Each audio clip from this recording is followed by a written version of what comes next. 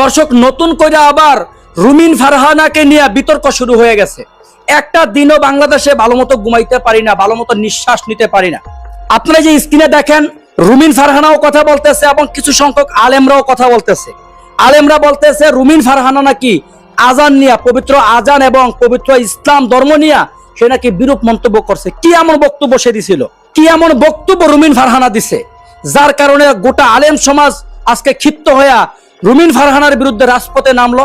দর্শক, আমি আপনাদেরকে এখন আন্দোলন চলাকালীন অবস্থাতে একজন আলেম সে রুমিন ফারহানাকে কি বলছে তার কথা শোনাবো। তারপরে রুমিন ফারহানা আবার কি বক্তব্য দিছিল, যেই বক্তব্যের কারণে আলেম সমাজ রাজপথে নাইমা হুঁশিয়ারি সংকেত দিতেছে, সেই বক্তব্যটা আপনাদেরকে শোনাবো। চলুন তার কথাগুলো শুনি, আলেমের কথাগুলো শুনি। জনাব রুমিন ফারহানা উনি ব্রাহ্মণবাড়িয়ার উলামায়ে কেরামকে বিভিন্ন ভাষায় কটাক্ষ করেছে। আমি ওনাকে সাবধান করব, রবিউলের মতো পিলারি ব্রাহ্মণবাড়িয়ার ছাত্রদের সামনে টিকতে পারে নাই।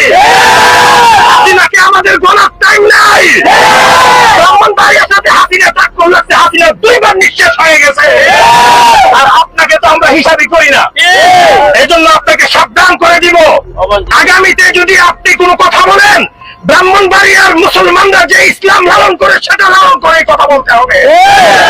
আপনি চাচ্ছেন এই দেশকে রাম বামদের দেশ বানানোর জন্য, আপনি চাচ্ছেন শাহবাগীদের মতামত, তাদের মতাদর্শ সরাইর আশুগঞ্জ ব্রাহ্মণবাড়িয়াতে প্রতিষ্ঠা করার জন্য। আপনার এই স্বপ্ন পূরণ হবে না কখনো ইনশাআল্লাহ। আপনি একজন জনপ্রতিনিধি, গতকালকে মানববন্ধন করছেন, আপনার আশপাশে 8-9 লোক আমরা দেখছি। আমাদের মুরব্বীরা, তারা শুধু তাদেরকে আমরা বলছি, তারা আমাদেরকে বলছে যে তোমরা কয়েকজন শুধু প্রতিবাদ করবা। শুধু আমরা ফেসবুকে পোস্ট করছি, শত শত তাওহীদি জনতা এখানে উপস্থিত। আপনি যদি আগামী দিনে ইসলাম নিয়ে, কোরআন নিয়ে, আজান এইগুলোকে গান বাদ্য এবং হারমোনিয়ামের সাথে যদি আপনি তুলনা করেন, তাহলে আপনার এই বক্তব্যের কারণে আপনাকে কঠিন থেকে কঠিন জবাবদিহিতার মধ্যে আমরা নিয়ে আসবো। শুধু এটা না, এবং আমরা যদি গতকালকেই চাইতাম, আমরা আপনি যেখানে কি করেছেন, প্রতিবাদ সমাবেশ করছেন, আমরা ইচ্ছা করলে সেখানে ঘোষণা করতে পারতাম, আপনি সেখানে দাঁড়াইতে পারতেন না। কিন্তু আমরা সেই উস্কানিমূলক কোনো কাজে আমরা কোনো সময় সম্পৃক্ত ছিলাম না। ব্রাহ্মণবাড়িয়ার উলামায়ে কেরাম, ব্রাহ্মণবাড়িয়ার ছাত্র জনতা, ইসলামী ছাত্র পরিষদ, কওমি ইসলামী ছাত্র ঐক্য পরিষদ সহ যত নেতৃবৃন্দ আছে ব্রাহ্মণবাড়িয়াতে, বিভিন্ন মতাবলম্বীরা, তারা তাদের যার যার মতাদর্শ তারা লালন করতেছে।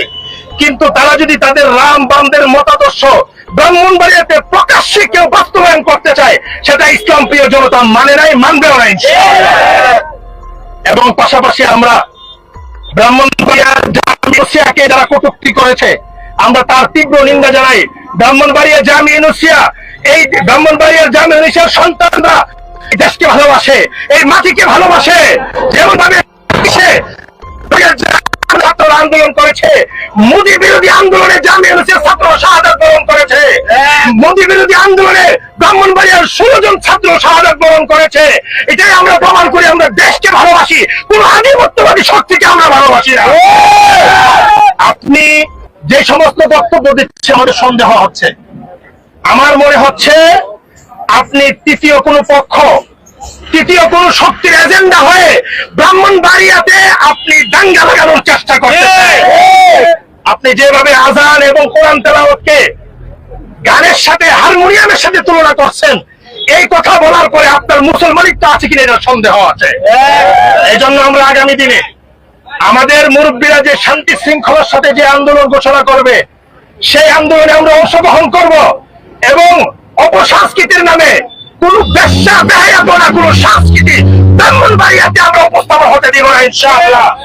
আর আপনারা সুস্থ সংস্কৃতি জানতে জায়গা থেকে দেখবেন, কিন্তু কোন প্রতিষ্ঠানে কোন অপসংস্কৃতিকে আপনারা সেখানে সকলের সামনে, আবার ঈদুল আজহার পরে আইয়ামে তাশরিকের সময় তখন হজের কার্যক্রম চলতেছে, এই দিনগুলোতে তোমরা এখানে সিনেমা প্রদর্শন করবা, ব্রাহ্মণবাড়িয়ার জনতা এটা কখনো মেনে নেবে না ইনশাআল্লাহ। এই জন্য আগামী দিনে আমরা শান্তি শৃঙ্খলার সাথে আমরা আন্দোলন চালিয়ে যাব।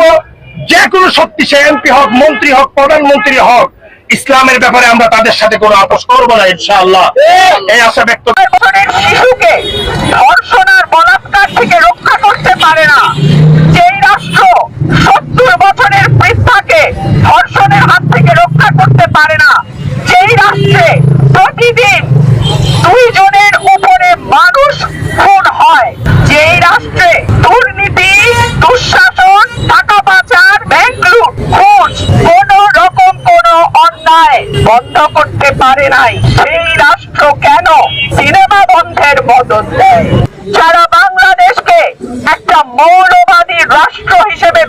কাছে পরিচিত করতে চায়, তারাই বাংলাদেশের এই সংস্কৃতির রাজধানী ব্রাহ্মণবাড়িয়াতে একটা সিনেমা, যেটা একেবারেই পরিবারের সকলকে নিয়ে দেখবার মতন একটি সিনেমা, বনলতা এক্সপ্রেস, তার প্রদর্শনী বন্ধ করে দিয়েছে।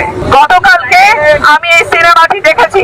এই সিনেমাটি চমৎকার একটা সিনেমা, যেটা পরিবারের শিশু, কিশোর, বৃদ্ধ সকলেই একসঙ্গে বসে দেখতে পারে। সেই সিনেমাটি কেন বন্ধ করে দেয়া হলো? আমরা গত 2 বছরের অভিজ্ঞতা থেকে দেখেছি, একটার পর একটা মাজার ভাঙা হয়েছে, কবর থেকে তুলে নিয়ে লাশ পোড়ানো হয়েছে। আমরা দেখেছি দক্ষিণ পন্থা বা ডান পন্থা উগ্রবাদের উত্থান, কিন্তু আমার দেশের মাটি তো এমন ছিল না। এই দেশের মাটিতে আজানের ধ্বনি যেমন সুমধুর ধ্বনি আমরা শুনেছি, আমরা বাউল গানও শুনেছি। এই দেশের মাটিতে সকালবেলা যেমন কোরআন তেলাওয়াত শুনেছি, আবার বিকাল বেলা হারমোনিয়াম নিয়ে ছোট ছোট বাচ্চারা গান প্র্যাকটিস করেছে, সেটাও আমরা দেখেছি। তাহলে এই বাংলাদেশকে কারা এই বাংলাদেশ